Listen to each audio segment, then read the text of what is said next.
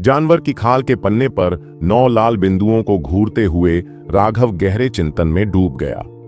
इन 9 बिंदुओं में कोई भी स्पष्ट पैटर्न नहीं था, लेकिन इस बार उसने इन बिंदुओं को ध्यान से देखा और पाया कि वास्तव में उन्हें जोड़ने वाली एक अत्यंत धुंधली रेखा थी।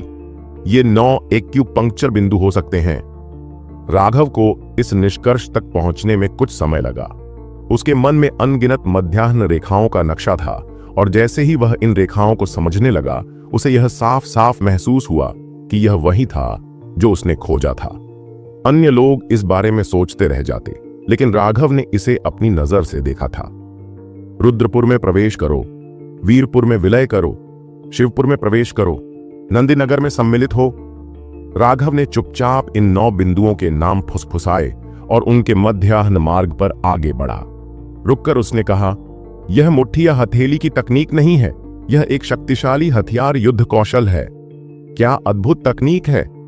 राघव ने इसकी बारीकी से जांच की और पाया कि जब आध्यात्मिक ऊर्जा इन 9 स्थानों से होकर बहती थी तो ऐसा लगता था जैसे कोई बांध तोड़कर पानी बहने लगा हो। इन 9 बिंदुओं से गुजरते हुए जब ऊर्जा बाहर निकलती थी तो उसका असर बेहद विनाशकारी होता। इस बार राघव ने निश्चय किया था कि उसने कुछ बहुत खास हासिल किया है।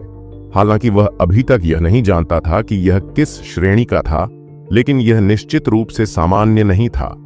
उसने अपनी डेंटियन की आध्यात्मिक ऊर्जा लियाओ बिंदु की दिशा में प्रवाहित की, लेकिन जैसे ही उसने इसे दूसरे एक्यूपंक्चर बिंदु की ओर प्रवाहित करने की कोशिश की, वह आगे बढ़ने में असमर्थ हो गया। क्या? कुछ समय तक रुकने के बाद राघव को एहसास हुआ कि इस तकनीक के लिए आध्यात्मिक ऊर्जा की अत्यधिक आवश्यकता थी।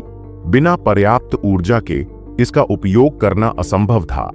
अपने डेंटियन की आध्यात्मिक ऊर्जा को छोड़ते हुए उसने समृद्धि स्टार से ऊर्जा निकालने का निर्णय लिया। जैसा कि उसने अनुमान लगाया था, समृद्धि स्टार में उसकी डेंटियन की तुलना में कहीं अधिक ऊर्जा थी, लेकिन जब वह चौथे एक्यूपंक्चर बिंदु पर पहुंचा तो वह रुक गया। उसने बहुत प्रयास किया, लेकिन वह छठे बिंदु तक नहीं पहुंच पाया। मुझे विश्वास नहीं हो रहा कि मैं यह नहीं कर पा रहा। राघव ने अपना जबड़ा कस लिया और समृद्धि स्टार से आध्यात्मिक ऊर्जा की एक किरण अपने डेंटियन के चक्रवातों में प्रवाहित की। चक्रवातों ने तुरंत एक उग्र ऊर्जा को बाहर निकाला। उस ऊर्जा को नियंत्रित करते हुए वह तेजी से आगे बढ़ा। छठी, 7वां, 8वां, यह क्या बकवास है। राघव अचानक रुक गया और तेजी से अपनी आध्यात्मिक ऊर्जा वापस खींची। उसने अपनी दिव्य भावना का उपयोग करते हुए अपनी मेरिडियन की जांच की। उसने पाया कि उस शक्तिशाली ऊर्जा के कारण उसकी मेरिडियन पहले ही टूटने लगी थी और उसे आंसू आने लगे। अगर वह एक पल की भी देरी करता तो उसकी मेरिडियन पूरी तरह से फट सकती थी। अगर मेरिडियन सचमुच फट जाती तो उसे ठीक होने में महीनों लग सकते थे। डर के कारण उसकी पीठ से पसीना बहने लगा। अरे, मैं अभी इसमें प्रशिक्षण नहीं ले सकता, राघव ने झुंझलाते हुए मन में कहा और स्प्लिट हेवेंस के अभ्यास को बीच में छोड़ दिया। एक मेरिडियन पोषक गोली खाकर उसने अपने थोड़ा क्षतिग्रस्त मेरिडियन को सुधार लिया। फिर वह खड़ा हुआ और बाहर की तरफ बढ़ा। दरवाजा खोला और ताजगी से भरी एक गहरी सांस ली। साथ ही लगातार प्रशिक्षण से आई थकान से राहत पाई। सूरज अभी अभी पूर्व दिशा में उगना शुरू हुआ था। राघव ने संध्या के बारे में कुछ पूछताछ की। सब कुछ ठीक था। सिद्धार्थ भी पूरी तरह से स्वस्थ था और हर दिन अच्छी तरह खाता था। यह देखकर राघव को राहत मिली। उसने अपने कपड़े बदले और कीमियागर संघ में जाकर ग्रैंडमास्टर संजय से मदद लेने के लिए तैयार हो गया। हालांकि राघव कुछ हद तक घबराया हुआ था। साधारण कीमियागर आमतौर पर पिल फ्लेम साधना पर ध्यान केंद्रित करते थे और युद्ध कौशल में रुचि नहीं रखते थे। यही बात ग्रैंड मास्टर संजय ने राघव को याद दिलाई थी, लेकिन राघव के अपने विचार थे। वह लंबे समय से परेशान था और शक्तिशाली सैन्य बल के बिना उसे कोई सुरक्षा महसूस नहीं हो रही थी। चाहे कोई भी हैसियत या पद हो, राघव के लिए वह कुछ भी नहीं था। सच्ची शक्ति के सामने ये सब कुछ कागज के टुकड़े की तरह थे। राघव को यह नहीं पता था कि ग्रैंड मास्टर संजय उसे देखकर कैसी प्रतिक्रिया देंगे। राघव अपनी घबराहट में कई ब्लॉक आगे बढ़ चुका था। तभी अचानक एक गर्मजोशी भरी आवाज सुनाई दी। उसने अपना सिर घुमाया और देखा कि दूर एक गाड़ी रुकी हुई थी। गाड़ी का कवर खुलते ही एक युवती बाहर आई जो खुशी से राघव को देख रही थी। वह कोई और नहीं बल्कि शाही राजकुमारी अमोदिता थी। अमोदिता। राघव को अमोदिता को देखकर थोड़ी घबराहट महसूस हुई, लेकिन किसी कारणवश उसे देखते ही उसकी अधिकांश चिंता दूर हो गई। अमोदिता ने इधर उधर देखा। सुबह का समय था, आसपास कोई नजर नहीं आ रहा था, तो उसने इशारे से कहा, जल्दी से अंदर आओ। राघव को उम्मीद नहीं थी कि अमोदिता उसे अपनी गाड़ी में सवारी करने के लिए कहेगी। उसकी मुस्कान देखकर राघव का दिल थोड़ी देर के लिए उछल गया और वह गाड़ी में चढ़ गया। गाड़ी का अंदरूनी हिस्सा असाधारण रूप से विशाल था।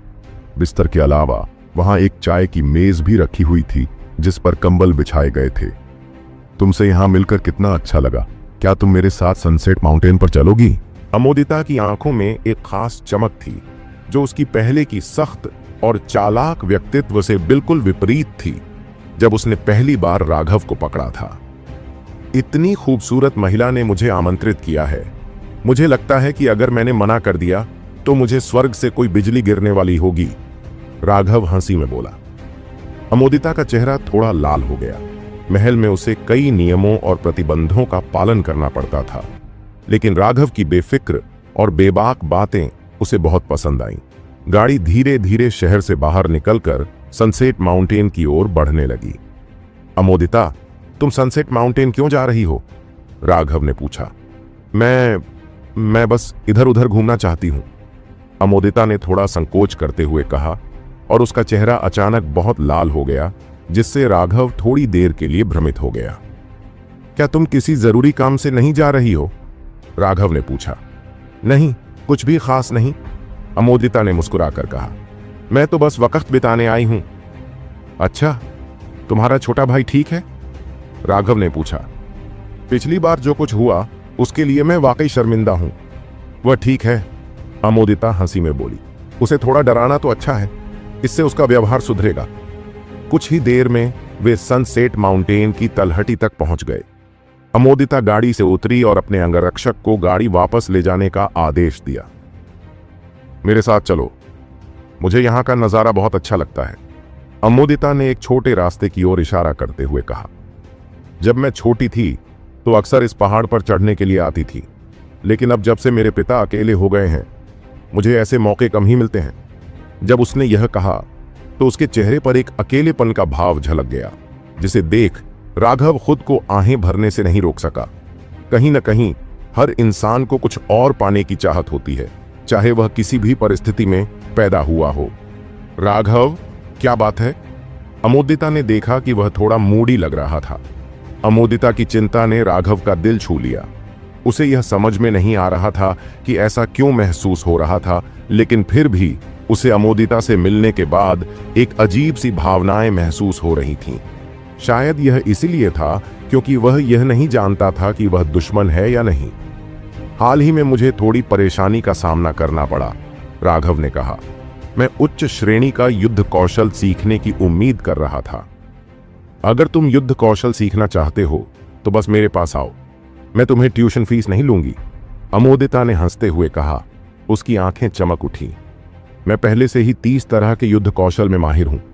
लोग कहते हैं कि मैं एक शीर्ष प्रतिभा हूं। 30 युद्ध कौशल में माहिर, और फिर एक ही तरीका बार बार इस्तेमाल करना?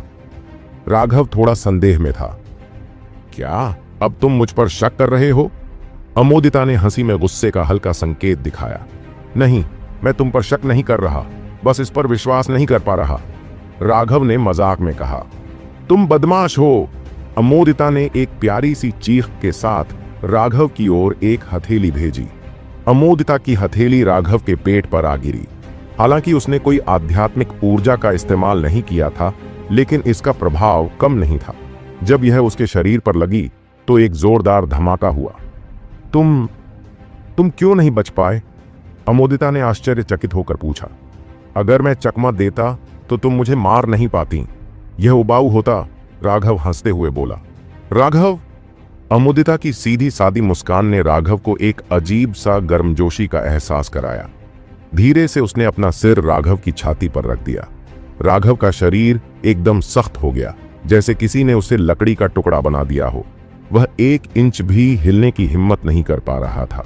अमोदिता का चेहरा अचानक लाल हो गया और उसके घबराए हुए चेहरे को देखकर राघव मुस्कुरा पड़ा। तुम बुरे इंसान हो। जब तुम लड़ा करते थे तो बाघ की तरह अपने नुकीले दांत दिखाते थे, और अब एक छोटी सी बिल्ली कैसे बन गए? राघव को तुरंत थोड़ा अजीब लगा, तो उसने बातचीत का रुख बदल दिया। अमोदिता, मैं तुम्हारे साथ अजनबी जैसा व्यवहार नहीं करना चाहता। मुझे लगता है कि तुम्हें कुछ उच्च श्रेणी के युद्ध कौशल सीखने की जरूरत है। अमोदिता का चेहरा फिर से लाल हो गया और उसने राघव को घूरते हुए पूछा, अगर तुम अजनबी जैसा व्यवहार नहीं करना चाहते तो फिर तुम मेरे साथ क्या व्यवहार करना चाहते हो? वह राघव के शब्दों का गलत मतलब निकाल रही थी, लेकिन राघव की गंभीरता को देखकर अमोदिता भी दृढ़ हो गई। मैं मजाक नहीं कर रही थी, मैं सच में कई युद्ध कौशल में माहिर हूं। देखो, उसने अपना हाथ बढ़ाया और अचानक एक तेज हवा उठी। उसके हाथ पर हल्की सी लाल रोशनी दिखाई दी। अमोदिता ने अपनी हथेली एक मोटे पेड़ पर रख दी और वह कांपते हुए हिलने लगा। उसके पत्ते उड़ने लगे। जब उसने अपनी हथेली हटाई तो पेड़ पर हल्का सा हाथ का निशान दिखाई दिया। क्या तुमने देखा? यह एक उच्च नश्वर श्रेणी का युद्ध कौशल है, फ्लेम क्लाउड पाम। यह कैसा लगा? क्या तुम डर गए? अमोदिता राघव की स्तब्ध अभिव्यक्ति से काफी प्रसन्न थी। राघव सच में चौंक गया। क्या युद्ध कौशल के बिना भी इतनी ताकतवर तकनीक हो सकती है? वह तो एक झटके में ऐसे पेड़ को गिरा सकता था। यह देखने में वाकई बहुत प्रभावशाली था, राघव ने तुरंत जवाब दिया। अमोदिता की हरकतें बहुत सहज और आकर्षक थीं। अमोदिता को इसका दूसरा मतलब समझ में नहीं आया और उसने सोचा कि राघव सिर्फ उसकी शक्ति से चौंका है। उसने धैर्यपूर्वक उसे अपने हमले के मुख्य बिंदु समझाने शुरू किए, लेकिन जब राघव ने फ्लेम क्लाउड पाम को इस्तेमाल करने का तरीका सुना तो वह वास्तव में हैरान रह गया। वह जानता था कि यह एक उच्च शक्ति वाली तकनीक थी। मुझे इसे आजमाने दो। इतनी जल्दी? अमोदिता ने आश्चर्य से पूछा। राघव हल्के से मुस्कुराया। युद्ध कौशल बस आध्यात्मिक ऊर्जा का उपयोग करने का एक तरीका था। मेरिडियन के भीतर सुपरपोजिशन के माध्यम से एक शक्तिशाली ऊर्जा उत्पन्न की जा सकती थी, बस इतना ही। राघव पहले से ही अपने शरीर की मेरिडियन से परिचित था, इसलिए एक बार उसे समझाने से ही सब कुछ साफ हो गया। उसके डेंटियन से आध्यात्मिक ऊर्जा बाहर निकली और एक सघन उग्र ऊर्जा की लहर उड़ी। राघव ने चिल्लाते हुए हाथ आगे बढ़ाया। धमाका! एक विशाल वृक्ष जिसके चारों ओर कई लोग खड़े होते टूट गया और उसके गिरने के साथ उसका मुकुट सीटी की तरह बजने लगा। वृक्ष जमीन पर गिरकर पूरी तरह धंस गया, जिससे मिट्टी का गुब्बार उड़ने लगा। अमोदिता कुछ पल के लिए निःशब्द हो गई। क्या यह वही फ्लेम क्लाउड पाम था जैसा उसने इस्तेमाल किया था? वह जगह जहां पेड़ टूटा था पूरी तरह से झुलस गई थी और यह फ्लेम क्लाउड पाम का स्पष्ट निशान था। राघव ने संतुष्ट होकर सिर हिलाया। यह सच में एक उच्च नश्वर श्रेणी का युद्ध कौशल था, लेकिन अमोदिता के पास खड़ी सदमे से भरी नजरें देखकर राघव का दिल थोड़ी देर के लिए डर से कांप उठा। उसने अमोदिता का हाथ पकड़ लिया। अमोदिता, मुझे तुम्हारे शरीर की जांच करनी चाहिए। राघव ने अचानक अमोदिता का पतला हाथ पकड़ लिया, जिससे उसकी पूरी त्वचा कांप उठी। उसके गालों पर 2 लाल धब्बे उभर आए और उसकी आंखों में थोड़ी सी घबराहट दिखाई दी, लेकिन उसने अपना हाथ नहीं हटाया। चुपके से उसने राघव की ओर देखा और महसूस किया कि वह थोड़ा हैरान था। राघव ने जब अमोदिता के चेहरे पर नजर डाली तो वह कुछ पल के लिए सब कुछ भूल गया। वह किसी खिलते हुए फूल की तरह थी, जिसकी आंखें चमकते हुए रत्नों जैसी थीं और उसकी सुंदरता से प्रभावित हुए बिना रहना असंभव था। खांसी! अमोदिता और भी ज्यादा लाल हो गई जब राघव ने बस मूर्खतापूर्वक उसे देखा, लेकिन उसकी आंखों में एक खुशी का आभास था। खांसी लेते हुए उसने अपना सिर नीचे कर लिया और फिर से राघव की तरफ देखने की हिम्मत नहीं जुटा पाई। उसकी कोमल त्वचा से आने वाली गर्माहट ने ही उसके दिल को धीरे धीरे गर्म किया। गहरी सांस लेकर राघव ने खुद को शांत किया। वह ऊंचा था और उसे छूने के लिए उसे मेहनत करनी पड़ती, लेकिन फिर भी एक महिला की कोमलता का प्रभाव उसके दिल पर था। अमोदिता, जिसने पहले अहंकार दिखाते हुए उसे जाल में फंसाया था, अब पूरी तरह से एक अलग रूप में सामने आई थी, सौम्य और शर्मीली। अपनी धड़कनों को शांत करते हुए राघव ने अपनी आध्यात्मिक शक्ति का उपयोग करते हुए अमोदिता के हाथ में स्थित मेरिडियन का अनुसरण किया और धीरे धीरे उसके डेंटियन में प्रवेश किया। वास्तव में राघव की शक्ति इतनी मजबूत थी कि इतनी निकटता में रहते हुए वह अमोदिता को बिना छुए भी उसकी जांच कर सकता था। लेकिन इसका मतलब होता कि अमोदिता को उसकी पूरी हकीकत का सामना करना पड़ता। राघव को यह डर था कि वह एक बार फिर उसे जाल में फंसा सकती है। राघव की आध्यात्मिक ऊर्जा धीरे धीरे अमोदिता के डेंटियन में प्रवेश कर गई, लेकिन जैसे ही उसने महसूस किया वह अपना गुस्सा रोक नहीं सका। यह क्या है? अमोदिता घबराई हुई थी जब राघव ने उसे गहरी निगाहों से देखा। राघव का गुस्सा उस तथ्य से था कि अमोदिता के डेंटियन के भीतर 9 प्रकार की विदेशी आध्यात्मिक ऊर्जा बंद और स्थिर पाई गई थीं। ये 9 विदेशी आध्यात्मिक ऊर्जाएं एक उपजाऊ खेत में लगाए गए पौधों की तरह थीं, जो लगातार अमोदिता की आध्यात्मिक ऊर्जा को अवशोषित कर रही थीं और उसके खुद के उपयोग के लिए बस एक छोटा सा हिस्सा ही बचा था। तो वह भी राघव की तरह ही थी, राघव ने सोचा। किसी ने उसे भी अपने खिलाफ साजिश में फंसाया था। राघव का गुस्सा और भी बढ़ गया जब उसने देखा कि उनमें से एक आत्मा जड़ थी, जो बहुत सघन आध्यात्मिक ऊर्जा उत्पन्न कर रही थी। यह ऊर्जा इतनी शक्तिशाली थी कि राघव को यकीन था कि यह किसी दुर्लभ प्रतिभा से जुड़ी है, जो शायद 100 सालों में एक बार पैदा होती है। इतनी बड़ी शक्ति बर्बाद हो रही थी, यह राघव को और भी परेशान कर रहा था। लेकिन इससे भी ज्यादा गुस्सा उसे इस बात से आया कि यह आध्यात्मिक ऊर्जा भविष्य में अमोदिता की शादी के बाद चुपचाप उसके शरीर से चुराई जाएगी। यह सबसे घृणित बात थी। किसी राजकुमारी को, जो इतनी खूबसूरत थी कि कोई भी शहर उसे पाने के लिए तबाह कर सकता था, इस तरह किसी के हाथों में खेलते हुए देखना बहुत दर्दनाक था। यह कोई साधारण घटना नहीं थी, यह एक गहरी साजिश का परिणाम था। अमोदिता को इस साजिश के बारे में कुछ भी नहीं मालूम था और राघव खुद को उससे सहानुभूति रखने से रोक नहीं सका। राघव, क्या हो रहा है? उसकी आवाज में चिंता थी और अमोदिता कुछ हद तक घबराई हुई महसूस कर रही थी। राघव ने गंभीरता से एक पल सोचा और फिर कहा, अमोदिता, क्या तुम मुझ पर भरोसा करती हो? अमोदिता ने राघव की आंखों में गहराई से देखा और संकोच किए बिना कहा, तुम ही वह इंसान हो जिस पर मुझे सबसे ज्यादा भरोसा है। राघव का दिल हल्का हो गया। तुम्हारे डेंटियन को किसी ने बदल दिया है।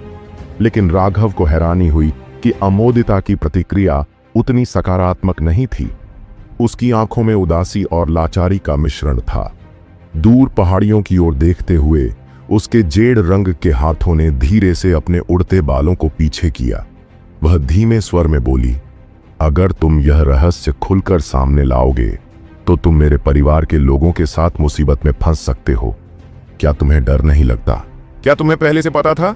राघव ने पूछा। क्या तुम पहले मुझे बता सकते हो? अमोदिता ने प्रत्युत्तर में पूछा। राघव ने कड़वी मुस्कान के साथ कहा, चूंकि हमने एक दूसरे पर भरोसा किया है, इसलिए अगर मुझे अपनी जान भी गंवानी पड़े तो भी यह इसके लायक होगा। विश्वास, विश्वास। अमोदिता बार बार यही शब्द बुदबुदाई और फिर अचानक वह राघव की छाती पर गिर पड़ी और जोर जोर से रोने लगी। उसके आंसू जैसे एक बांध टूटने के बाद बह निकले। ऐसा महसूस हो रहा था कि वह अपनी सारी शिकायतों और दुखों को बहा देना चाहती है। इतनी खूबसूरत महिला को अपनी बाहों में समेटे हुए होने के बावजूद राघव का दिल एक अद्भुत शोक से भर गया था। वह खुद भी दुखी था। उसकी आत्मा के जड़, हड्डी और रक्त सब कुछ चुरा लिया गया था। यदि वह किसी वैद्यराज की आत्मा से जुड़ा नहीं होता तो शायद वह अब भी अंधेरे में खोया रहता। कभी कभी उसकी बाहें अमोदिता की पतली कमर के चारों ओर लिपटी होती और वह उसे कसकर अपने पास समेटे रहता। उसके बालों की खुशबू को सूंघते हुए लगता था जैसे वे इस धरती पर आखिरी 2 लोग हैं। लंबे समय तक रोने के बाद अमोदिता ने आखिरकार अपना रोना बंद किया। राघव की छाती पहले से ही उसके आंसुओं से पूरी तरह भीग चुकी थी। उसका चेहरा अचानक पूरी तरह लाल हो गया और वह जल्दी से राघव के आलिंगन से बाहर निकली। वह कुछ कदम दूर हो गई, लेकिन भीतर ही भीतर खुशी और झिझक दोनों से भरी हुई थी। राघव ने खांसी लेते हुए पूछा, अमोदिता, तुम्हें कब पता चला कि तुम्हारे डेंटियन के साथ छेड़छाड़ की गई थी? अमोदिता ने खुद को धीरे से संभाला और पीछे मुड़कर उसे देखा। जब मैं छोटी थी और मेरे पिता सम्राट एकांतवास में जाने से पहले उन्होंने मुझसे कहा था कि मैं इस पीढ़ी की एक अद्वितीय मार्शल साधना प्रतिभा हूं और साम्राज्य से बाहर भी जा सकती हूं। एकांतवास में जाने से पहले मुझे साधना करने के लिए बहुत प्रेरित किया गया था और मैंने सच में शुरू में कठिन मेहनत की थी। लेकिन जब मैं 10 साल की हुई तो मेरी मां अचानक बीमार हो गई। वह गंभीर रूप से बीमार पड़ी और उससे पहले कि हम ग्रैंड मास्टर संजय को बुलाते वह इस दुनिया को छोड़ चुकी थी। अपनी कहानी के इस मोड़ पर उसकी आंखों में फिर से आंसू आ गए। ऐसा लग रहा था कि वह उस समय की यादों में डूब गई हो। उस समय मैं और मेरा छोटा भाई अब भी छोटे थे, लेकिन जैसे जैसे हम बड़े हुए हमें धीरे धीरे महल के अंदरूनी संघर्षों का एहसास हुआ। मुझे समझ में आया कि मेरी मां की मृत्यु कोई दुर्घटना नहीं थी, लेकिन सभी सबूत पहले ही गायब हो चुके थे। मैं पूरी तरह शक्तिहीन हो गई थी। फिर 5 साल पहले मेरी साधना का आधार रुक गया। मैंने कितनी भी कोशिश की, एक कदम भी आगे नहीं बढ़ सकी और मेरी आध्यात्मिक ऊर्जा कमजोर होती चली गई। तब मुझे समझ में आया कि जिस खलनायक ने मेरी मां को मारा था वह आखिरकार मुझ पर और मेरे भाई पर अपना हाथ डालने वाला था। उस दिन के बाद मैं और मेरा भाई दोनों ने जल्दबाजी में और अहंकार पूर्ण तरीके से व्यवहार करना शुरू किया। हमने हट्ठी जल्दबाजी में निर्णय ली और धीरे धीरे सब कुछ सामान्य सा होता चला गया। राघव ने उसकी कहानी सुनकर खुद को पूरी तरह से असहाय महसूस किया। महल के अंदरूनी मामलों की क्रूरता उसकी कल्पना से कहीं अधिक गहरी थी। तुमने अपनी और अपने भाई की सुरक्षा के लिए यह रास्ता अपनाया, राघव ने आह भरते हुए कहा। अमोदिता ने सिर झुकाया। अब मेरे पास जो एकमात्र परिवार बचा है वह मेरा छोटा भाई है। मुझे सिर्फ यह उम्मीद है कि वह जीवित रहेगा। हालांकि उसका व्यवहार कभी कभी कष्टप्रद होता है, कम से कम कोई उसे धमकाने नहीं आता तो हम थोड़ा सुरक्षित महसूस करते हैं। लेकिन मुझे नहीं पता कि उन्होंने मेरे डेंटियन के साथ क्या किया। मुझे सिर्फ इतना पता है कि उन्हें डर था कि मैं उनके लिए खतरा बन जाऊंगी, इसलिए उन्होंने मेरी साधना को प्रतिबंधित कर दिया। ऐसे में जब तक मैं साधना करने की इच्छा नहीं जता रही तब तक कोई मेरे जैसे कमजोर लड़के के खिलाफ कोई साजिश नहीं रच पाएगा। मेरा भाई और मैं बिना किसी डर के जी सकते हैं। राघव ने एक लंबी सांस ली। दुर्भाग्य से तुमने अपने दुश्मनों की क्रूरता का सही आकलन नहीं किया। जिसने भी यह किया वह बहुत बड़ा कमीना था। राघव ने एक पल के लिए संकोच किया, लेकिन फिर उसने अमोदिता को उसके डेंटियन के भीतर की स्थिति के बारे में बताने का निर्णय लिया। यह सुनकर उसकी आंखों में गुस्सा और अनिश्चितता का मिश्रण झलकने लगा। उसका चेहरा पीला पड़ गया और शरीर में हल्की सी झुनझुनी महसूस हुई। राघव ने अमोदिता को सहारा देते हुए कहा, तुम्हें ज्यादा चिंता करने की जरूरत नहीं है। मुझे थोड़ा समय दो, मैं तुम्हारे शरीर में मौजूद सील को खोलने में मदद करूंगा। क्या तुम सचमुच यह कर पाओगे? अमोदिता को यकीन नहीं हो रहा था। बिल्कुल, राघव ने आत्मविश्वास से कहा। किसी अजीब वजह से जब अमोदिता ने राघव को देखा तो वह एक अवर्णनीय विश्वास से भर गई। यह एक अनोखी भावना थी जो उसे महल के उन साजिशों से भरे वातावरण में बहुत कम ही महसूस होती थी। राघव ने देखा कि अमोदिता ने उस पर संदेह नहीं किया तो उसे एक आंतरिक राहत महसूस हुई, जैसे उसके कंधों से एक और बोझ उतर गया हो। अमोदिता, क्या तुम फिर से अपने अद्भुत कौशल का प्रदर्शन कर सकती हो? मुझे थोड़ी मदद चाहिए। राघव ने हल्का सा मजाक किया। तुम तो न सिर्फ शरारत करते हो बल्कि मेरा मजाक भी उड़ाते हो, उसने हंसी के साथ जवाब दिया। हे भगवान, नहीं, आपकी नींव बहुत मजबूत है। बस तुम्हारे डेंटियन को पर्याप्त बल उत्पन्न करने में थोड़ा वक्त लगेगा। चिंता मत करो, मैं इसे हल कर दूंगा, राघव ने उसे दिलासा देते हुए कहा। अमोदिता ने राघव के शब्दों पर विश्वास किया और फिर से अपनी उच्च नश्वर श्रेणी के युद्ध कौशल ब्रेकिंग विंड फिस्ट का प्रदर्शन किया। राघव ने इस बार उसे ध्यान से देखा और बिना किसी झटके के महसूस किया कि उसकी आध्यात्मिक ऊर्जा धीरे धीरे चूसी जा रही है। अब उसके पास जो ऊर्जा बची थी वह शायद उसका 10वां हिस्सा भी नहीं था। फिर भी इतने कमजोर ऊर्जा स्तर के बावजूद अमोदिता का प्रदर्शन बिल्कुल सही था। कोई भी ऊर्जा बर्बाद नहीं हुई थी। राघव को एहसास हुआ कि अमोदिता का आध्यात्मिक ऊर्जा पर नियंत्रण बहुत उच्च स्तर पर था, जो रक्त संक्षेपण विशेषज्ञों से भी कहीं ज्यादा था। उसने उसकी प्रशंसा की, जिससे अमोदिता खुशी से शर्मा गई। राघव ने देखा कि 9 आध्यात्मिक ऊर्जा के बीज, जो इतने सालों तक अमोदिता की आध्यात्मिक ऊर्जा से अवशोषित हुए थे, अब काफी मजबूत हो चुके थे। राघव ने सोचा कि अगर वह उन्हें तोड़ता है तो यह व्यर्थ होगा। ये ऊर्जा इतनी शक्तिशाली थी कि अमोदिता को रक्त संघनन क्षेत्र में प्रवेश करने के लिए पर्याप्त थी, जिससे उसकी साधना का आधार चढ़ना जारी रहेगा। फिर उसने अचानक एक औषधीय तरल की बोतल निकाली और कहा, यह फेस चेंजिंग लिक्विड है। इसे चेहरे पर लगाने से तुम्हारा रूप 24 घंटे के लिए बदल जाएगा। यह बहुत सुविधाजनक है। अमोदिता ने कुछ बूंदें अपने चेहरे पर डाली और अगले ही पल उसका चेहरा पूरी तरह से बदल गया। उसकी भौहें मोटी हो गईं और त्वचा का रंग बदल गया। तो अब मैं अपना रूप बदलकर तुम्हें ढूंढ सकती हूं? अमोदिता ने हंसी के साथ कहा। फिर उसने इसे अपने चेहरे पर भी लगाया। औषधीय तरल एक पतली परत बन गई, जो कुछ ही समय में पूरी तरह से जम गई। जब अमोदिता ने आईने में देखा और देखा कि उसका चेहरा बिल्कुल सामान्य हो गया है, तो वह खुशी से उछल पड़ी। राघव की बांह खींचते हुए उसने कहा, राघव, चलो सड़कों पर चलते हैं। मुझे कभी भी सड़कों पर यूं ही चलने की इजाजत नहीं दी गई।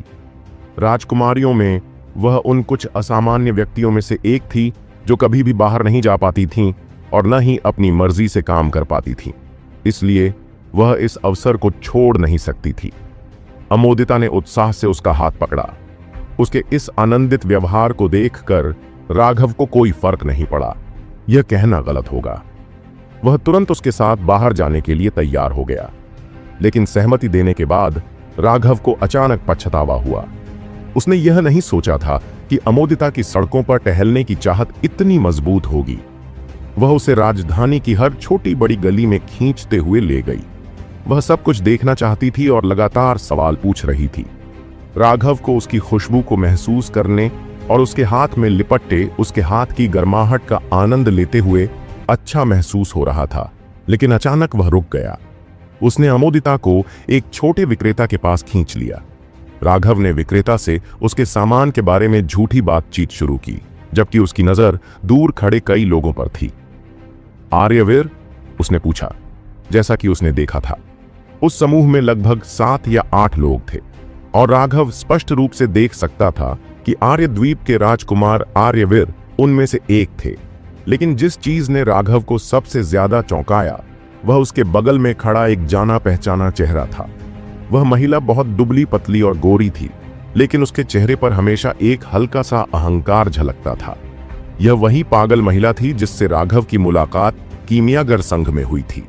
वह वहां क्यों थी और वह आर्यद्वीप के राजकुमार से इतनी परिचित क्यों लग रही थी? राघव यह समझ नहीं पाया। जैसे ही उसने उन्हें देखा, उनका समूह एक महंगे चाय घर में घुस गया।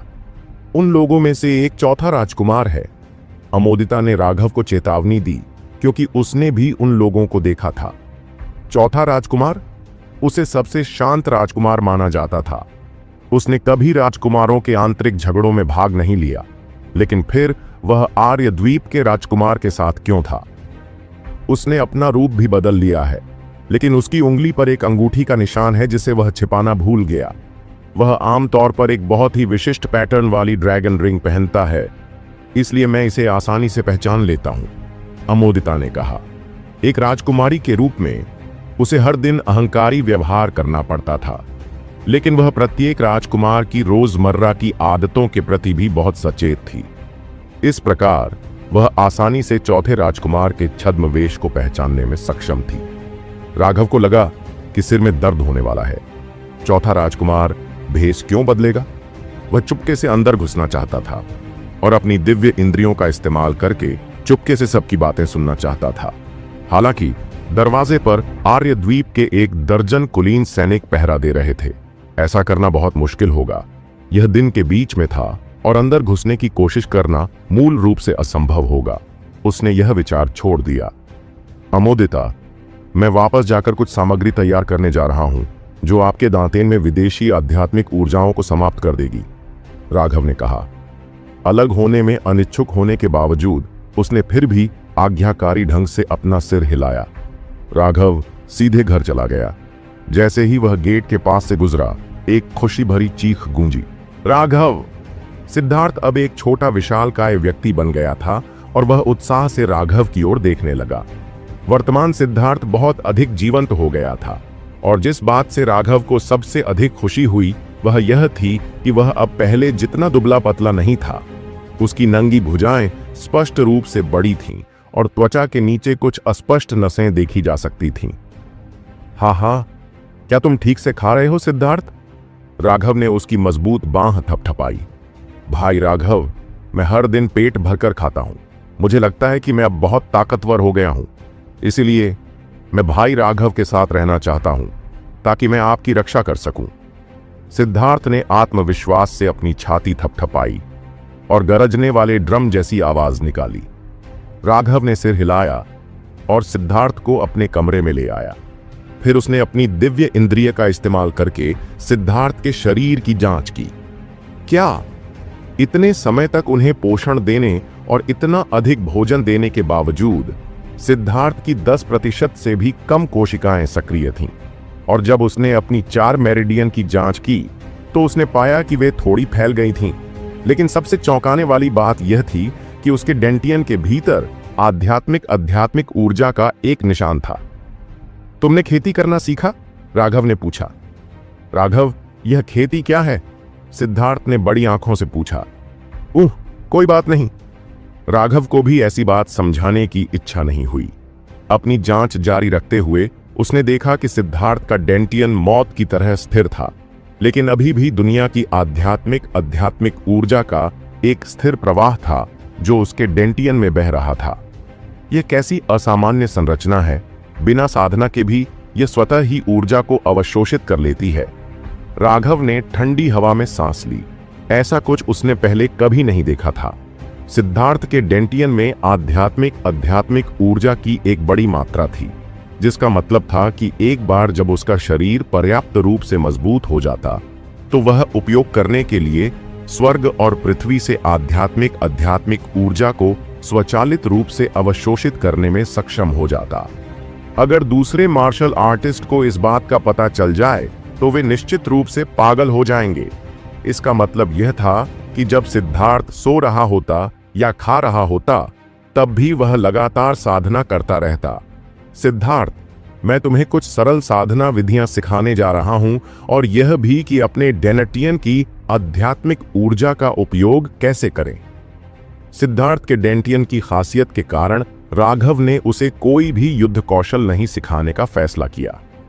सिद्धार्थ के पास केवल 4 मेरिडियन थे, जिसका मतलब था कि वह अभी किसी भी युद्ध कौशल का उपयोग नहीं कर पाएगा। इसलिए राघव ने उसे केवल यह सिखाया कि वह अपनी आध्यात्मिक ऊर्जा को अपनी भुजाओं और पैरों तक कैसे प्रसारित करे, जिससे उनकी शक्ति में निष्क्रिय रूप से वृद्धि हो। लेकिन राघव ने अभी भी सिद्धार्थ की योग्यता और समझ के कौशल को ज्यादा आंका था। यहां तक कि अपने डेंटियन से लिंक करने जैसी सरल बात को समझाने के लिए भी राघव को 6 घंटे का समय चाहिए था। राघव का गला खराब होने के बावजूद सिद्धार्थ अभी भी हैरान था। राघव जानता था कि वह गुस्सा नहीं कर सकता। सिद्धार्थ पूरी मासूमियत से उसकी बातें सुन रहा था, इसलिए उसका गुस्सा कभी बाहर नहीं आया। ठीक है, इस बारे में क्या ख्याल है? जब तक तुम यह नहीं सीखोगे मैं तुम्हें मौत के घाट उतार दूंगा। राघव ने असहाय होकर आह भरी। मुझे माफ करना राघव, मैं बहुत बेवकूफ हूं। मैं इसे समझे बिना ही पूरी जिंदगी गुजार सकता हूं। सिद्धार्थ ने उदास होकर अपना सिर झुका लिया। सिद्धार्थ वास्तव में बहुत अक्षम था। वह अपने डेंटियन में खुद को थोड़ा भी डुबोने में असमर्थ था। वह यह भी नहीं खोज पाया कि उसका डेंटियन कहां है। राघव इस नतीजे से खुद को अलग करने को तैयार नहीं था। सिद्धार्थ का शरीर इतना शक्तिशाली था कि वह भयावह था। अगर उसे अपनी आध्यात्मिक ऊर्जा की सहायता मिलती तो वह जिस शक्ति से विस्फोट कर सकता था वह बिल्कुल भयानक होती। राघव को लगा कि यह सब बेकार है। उसे ऐसा लग रहा था जैसे वह एक भिखारी है जिसके पास सोने का पहाड़ है, फिर भी वह हर दिन गुजारने के लिए भीख मांगता है। अचानक राघव की आंखें चमक उठीं। सिद्धार्थ की पीठ पर हाथ रखते हुए उसने कहा, मैं तुम्हें तुम्हारा डेंटियन ढूंढने में मदद करूंगा। उसकी आध्यात्मिक शक्ति सिद्धार्थ के डेंटियन में समा गई। चूंकि सिद्धार्थ को राघव पर पूरा भरोसा था, इसीलिए जरा भी विरोध नहीं हुआ। राघव ने आसानी से अपनी आध्यात्मिक शक्ति को सिद्धार्थ के डेंटियन में मिला दिया। इसके अलावा अगर सिद्धार्थ विरोध करना भी चाहता तो भी उसे नहीं पता था कि कैसे करना है, लेकिन कम से कम अब सिद्धार्थ को अपने डेंटियन की स्थिति का पता चल गया था। अब जब आपको अपना डेंटियन मिल गया है तो अगला कदम उसमें डूब जाना है। अपने इरादे का उपयोग करके अपने डेंटियन में खुद को शामिल करो। इरादा? राघव ने आह भरी, लेकिन फिर भी उसने धैर्यपूर्वक अपने गुस्से पर काबू रखा। अपना पूरा ध्यान अपने डेंटियन पर केंद्रित करो। ओह, फिर क्या? इसे घुमाने की कोशिश करो। घड़ी की दिशा में या वामावर्त? राघव लगभग अवाक रह गया। इससे कोई फर्क नहीं पड़ता। जब तक यह प्रसारित होता है तब तक सब ठीक है। अब जब उसे उसकी जगह मिल गई थी तो सिद्धार्थ ने धीरे धीरे अपने डेंटियन को नियंत्रित करने की कोशिश की। हालांकि ऐसा लग रहा था जैसे डेंटियन उसका था ही नहीं और वह उसे हिला भी नहीं पा रहा था। तुम पर्याप्त रूप से ध्यान केंद्रित नहीं कर रहे हो। अपनी आंखें बंद करो और फिर से प्रयास करो। आखिरकार राघव की बड़ी उम्मीदों के तहत सिद्धार्थ का डेंटियन थोड़ा आगे बढ़ा। हालांकि ऐसा करना वास्तव में उसके डेंटियन का उपयोग नहीं था। कम से कम उसने इसे पा लिया था और रास्ता खोल दिया था। राघव थोड़ा शांत हुआ। अच्छा, अब मैं अपनी आध्यात्मिक शक्ति का उपयोग करके एक चक्र के लिए आपके डेंटियन की आध्यात्मिक ऊर्जा का मार्गदर्शन करूंगा। याद रखें कि मैं यह कैसे कर रहा हूं। ऐसा कहने के बाद राघव की आध्यात्मिक शक्ति सिद्धार्थ के डेंटियन में प्रवाहित हुई। जब सिद्धार्थ के डेंटियन ने राघव की आध्यात्मिक शक्ति को महसूस किया तो ऐसा लगा जैसे उसे उकसाया गया हो और वह तुरंत बाहर निकल आया। मूलतः पूर्णतः शांत दांतयान तुरंत ही एक फटते हुए ज्वालामुखी की तरह हो गया, जैसे क्रोधित लहरें आर्यवीर को निगलने की कोशिश कर रही हों। सिद्धार्थ, क्या तुम अपने डेंटियन को नियंत्रित कर सकते हो? राघव ने जश्न मनाना शुरू किया।